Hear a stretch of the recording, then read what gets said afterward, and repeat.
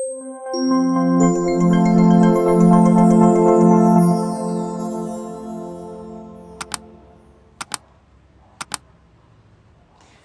boa noite. Eu vou colocar aqui o tema.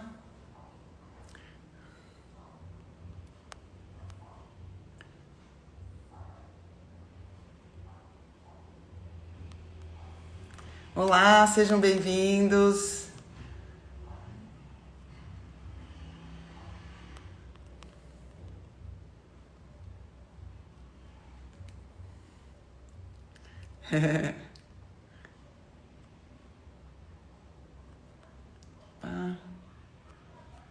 Fixando. Olá, sejam bem-vindos, sejam bem-vindos. Ai, eu tava com saudade de vocês, viu? Foi muito trabalho esse final de semana, graças a Deus, com a primeira turma da minha pós. Muito feliz, muito alegre, mas exige muito da gente também, né? Muita energia, e eu gosto de dar muita energia. Então, domingo eu tava cansada, por isso que eu não vim falar com vocês. E hoje eu coloquei uma enquete aí nos stories, perguntando se vocês gostariam de uma live e sobre o que vocês gostariam que eu falasse. Perguntei se Covid ou sistema digestivo. E todo mundo, acho que 90%, pediu o sistema digestivo. Acho que tá todo mundo cansado já, né? De ouvir falar aí sobre a Covid-19, muita gente falando, o pessoal já tá meio que esgotado o assunto, né? Eu entendo, eu tô bem chateada, porque a gente perdeu 2 médicos ontem e pessoas, assim, muito representativas dentro da medicina, foi muito triste. Então, assim, infelizmente ainda tem muita gente perdendo as suas vidas, né? Mas também tem pessoas morrendo por outras situações também, né? Infelizmente, felizmente, para muitos a vida continua. E eu vejo que o sistema digestivo ainda é uma queixa muito prevalente, muito frequente, não só na nossa sociedade, como no mundo todo, tá? Então, hoje nós vamos falar sobre uma pergunta que todo mundo ouve quando vai ao médico, independente da especialidade que você procura. Todos os médicos são unânimes em perguntar: seu intestino funciona bem? Quando esse médico está perguntando se o seu intestino funciona bem, na verdade, o que ele está perguntando? A maioria das pessoas responde assim: sim, meu intestino funciona bem. E qual é o parâmetro para julgar se um intestino funciona bem? Isto dá muita confusão, inclusive entre médicos. Porque essa pergunta parece uma pergunta meio retórica, assim, né? Seu intestino funciona bem? Sim, funciona bem. E o que é funcionar bem? Normalmente o paciente, assim como muitos médicos, interpretam o intestino funcionar bem quando a pessoa evacua todos os dias. Eu tô aqui hoje para quebrar esse paradigma.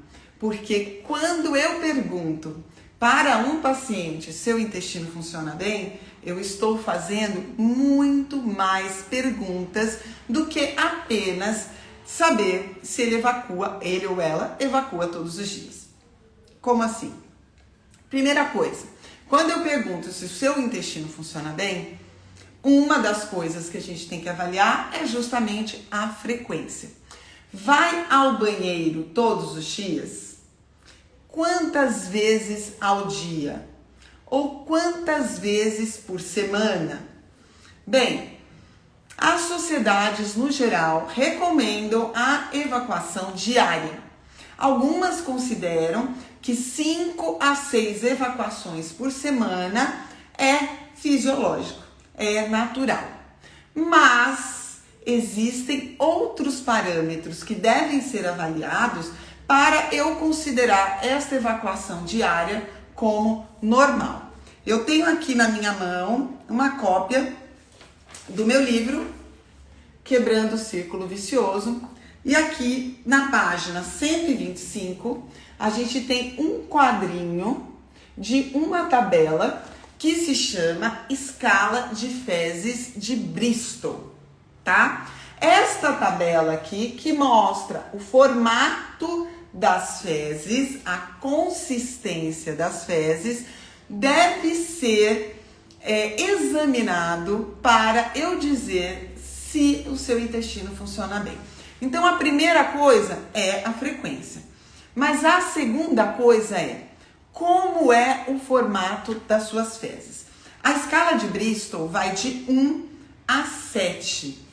E o número ideal para a gente saber se o seu intestino está realmente funcionando bem é o número 4, que é este daqui. Olha o formato das fezes. O tipo 4 de fezes é a tradução do tipo 4 é o seguinte: fezes moldadas, compridas, em forma de salsicha e com superfície lisa. Ponto. Fezes fáceis de evacuar. Então, isso é um dos elementos que a gente deve considerar quando a gente pergunta: seu intestino funciona bem? Vai todo dia? Joia. Mas vai todo dia e as fezes são fáceis de evacuar? Qual é o formato dessas fezes? O formato das fezes deve ser liso. Quando a gente tem fezes constipadas, a gente tem a forma, que é o tipo 1 de Bristol, de cabritinho. Dali para frente são fezes um pouco menos endurecidas, até que a gente acha o número ideal, que é o número 4.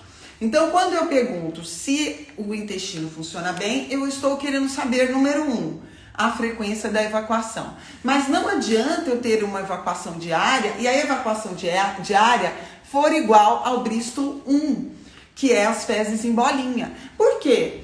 Está evacuando todo dia, mas não está limpando o intestino, porque essas fezes estão desidratadas. Tem gente que evacua 2, 3 vezes no dia, mas todas as vezes que essa pessoa vai ao banheiro, as fezes têm essa característica de bolinha.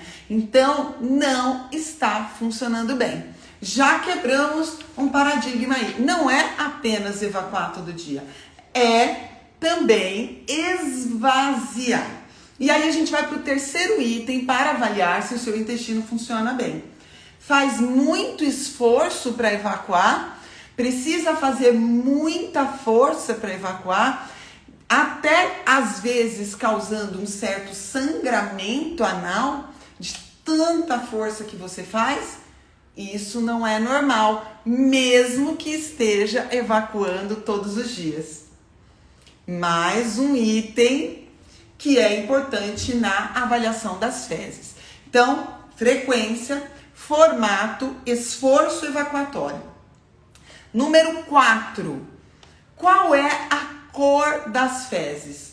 É cor de fezes normal, aquele amarronzado, que é causado pela presença de uma substância que se chama estercobilina, que é um derivado da bilirrubina, da bile, em contato com os micro-organismos que habitam o intestino, que ao pegar esta bile, eles digerem esta bile formando a estercobilina. É a estercobilina que dá o tom amarronzado às fezes, tá? Isso tem que ser avaliado.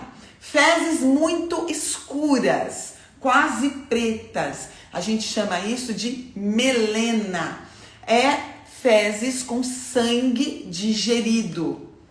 Isso não é saudável. Isso me mostra que há algum sangramento no sistema digestivo, principalmente um sangramento mais próximo do estômago, porque deu tempo da microbiota pegar esse sangue e transformar nesse pigmento preto. Fezes muito claras, fezes até esbranquiçadas. O livro conta, nos livros de medicina, tem um nome que fala fezes em massa de vidraceiro. Sabe aquela massa de vidraceiro branca? Aquilo são fezes de pessoas que têm algum grau de obstrução na eliminação da bile. Isto é grave, tá? E isso também não é normal, mesmo que esteja evacuando todos os dias. Quais outros parâmetros a gente avalia quando a gente fala se o intestino funciona bem? Sente que o reto esvaziou? Eu tenho um post na timeline falando do prazer da evacuação. Sim, chega a ser um prazer semelhante a um orgasmo. Isto acontece pela distensão do reto e pelo esvaziamento dele, que estimula um nervo que se chama nervo vago. Poucas pessoas sentem isso diariamente. Por quê? Porque não é todo mundo que consegue esvaziar o reto no momento da evacuação. Então é aquela sensação seguinte: eu fui no banheiro, eu evacuo todo dia, doutora. Mas eu nunca sinto que o meu intestino limpou, que ele ficou vazio, que é essa sensação gostosa que vem depois que você foi ao banheiro e sentiu esvaziar. Olha como é complexo, é quando você responde essa pergunta: seu intestino funciona bem? Qual é o outro parâmetro para avaliar se o seu intestino funciona bem? Qual é o cheiro das suas fezes? Meus queridos, eu sei que ninguém aqui come flores, né? Então ninguém faz cocô cheiroso, mas fezes excessivamente pútridas, muito mal cheirosas, é sinal de que tem coisa errada no seu intestino. Ou está havendo uma formação de um gás que se chama metano por um tipo de bactéria que pega o enxofre, por exemplo, do alimento que tem na cebola, no alho, no repolho, e transforma isso num gás que pode ser o metano ou pode ser o gás sulfídico, o ácido sulfídico. O cheiro é muito forte. E isso não é normal, tá? Isso é muito frequente, principalmente nos pacientes bariátricos, que depois da cirurgia bariátrica, como eles têm uma dificuldade de digestão, esse alimento sobra numa quantidade muito grande para os micro-organismos fermentarem. E quando eles fermentam, produzem esse cheiro, esse gás de cheiro muito intenso. Uma outra causa é a diminuição da presença do ácido no estômago. E quando a pessoa mantém a ingestão frequente de proteínas, na falta do ácido, eu tenho uma dificuldade muito grande de digerir proteínas. E com isso, as bactérias do sistema digestivo entram em contato com esta proteína e produzem duas substâncias que vocês não vão esquecer do cheiro, porque quando vocês evacuarem desse jeito, vocês vão ver que tem coisa aí. É putrescina e cadaverina, de cadáver, tá? O cheiro é realmente muito forte. Normalmente você evacua aqui e o seu vizinho sabe que você evacuou. Não tá certo, mesmo que você evacue todos os dias. Mesmo evacuando todos os dias, se tem uma formação de gases muito exacerbada, mesmo no momento da evacuação ou fora dele, cuidado, porque gases demais também não é normal. A principal queixa que a gente tem no dia a dia de consultório, atingindo até 28% da população mundial, é a constipação. E a constipação pode ser definida como não evacuar todos os dias. 2, não esvaziar o intestino. Não sentir que esvaziou. 3, fezes de consistências muito endurecidas. O Bristol 1, 2, menos um pouco 3. Bristol 1, 2, 3 é considerado constipação. Além disso, evacuação com um esforço evacuatório excessivo, inclusive causando, às vezes, uma coisa que se chama fissura anal e predispondo à presença aí das hemorroidas, tá? Isso tudo é considerado constipação. E como eu falei, 28% da população mundial, 1/3 praticamente da população mundial sofre com isso. Quais são as principais causas que devem ser tratadas para tratar a constipação? Primeira causa é genética, tá? Então existe um componente genético. Segunda coisa, dieta pobre em fibras ou excessivamente rica em fibras. O que é mais difícil nos dias de hoje, porque a dieta de características ocidentais, ela é muito pobre em fibras, tá? Então a falta de fibras leva à constipação. Terceira causa, falta de hidratação, falta de tomar água a quantidade que deveria. Isso também causa as fezes de consistência muito endurecida, dificultando o esvaziamento retal. Então a gente já tem 3 causas aí. Quarta causa é inatividade física. A atividade física é importante para o massagear da musculatura abdominal sobre o intestino. Então, quem fica muito parado, muito tempo sentado, não faz atividade física, é sedentário, tem uma possibilidade muito maior de constipação. Além disso, tem uma outra causa, que é perda da musculatura que trabalha no processo de evacuação, que seria a musculatura abdominal, predominantemente, e a musculatura do períneo.